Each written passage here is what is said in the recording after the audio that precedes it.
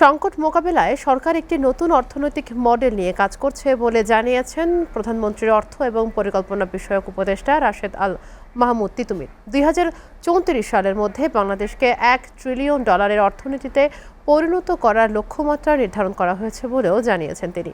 দুপুরে রাজধানীর সিডাপে এক গোলটেবিল আলোচনায় এসব কথা বলেন তিনি। নুরুদ্দিন খানের প্রতিবেদন। চলতি মাসেই ঘোষণা করা হবে 2026-27 অর্থ বছরের বাজেট।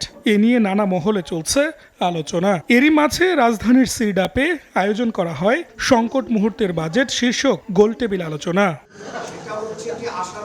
আলোচনায় কৃষি খাতের স্বার্থ বিবেচনায় অর্থায়ন বৃদ্ধি, শিল্প খাত ভিত্তিক বাজেট ও পরিকল্পনা প্রণয়ন সহ আমদানি রফতানি খাতের বিভিন্ন সংকট, প্রতিবন্ধকতা ও সম্ভাবনার বিষয়গুলো নিয়ে নানা মত তুলে ধরেন বক্তারা। বাংলাদেশের এই মুহূর্তে কোরবানি আসার পরে কাঁচামাল আমরা দেখছি পচে যাচ্ছে, চলে যাচ্ছে, এবং এটা কিন্তু কোল্ড স্টোরেজে রাখা যায়। কাঁচামাল সংগ্রহ করে আরো ব্যবহার করা যায়, তাহলে কোল্ড স্টোরেজে ফিজিবিলিটি বাড়বে এবং বাংলাদেশের এই কাঁচামাল আমরা ব্যবহার করতে পারতাম। ওয়ার্ল্ডের কোনো উদাহরণ নাই, কোনো দেশের উদাহরণ নাই আইএমএফ এর প্রেসক্রিপশনে কোনো দেশ অর্থনৈতিকভাবে খুব লাভবান হয়েছে। দেশে অর্থনীতির চেয়েও সম্পদের অপচয় হচ্ছে বেশি। এই ধরনের অপচয় রোধ করতে না পারলে টেকসই উন্নয়ন সম্ভব নয় বলে মনে করেন অর্থ ও পরিকল্পনা প্রতিমন্ত্রী জুনায়েদ সাকি।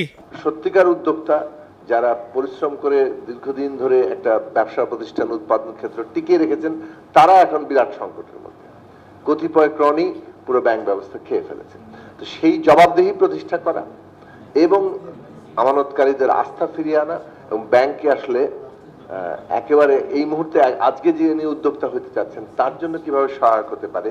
এ সময় প্রধানমন্ত্রীর অর্থ ও পরিকল্পনা উপদেষ্টা জানান, অর্থনীতি সংকট উত্তরণে প্রধানমন্ত্রীর নেতৃত্বে কাজ করছে সরকার।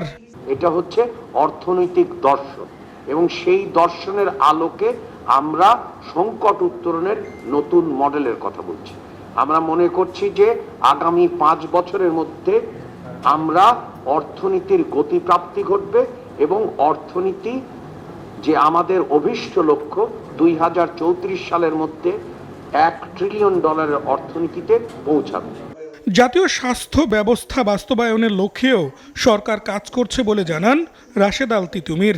পরবর্তীকালেও দেখা যাবে। নুরুদ্দিন খান, এসএটিভি, ঢাকা।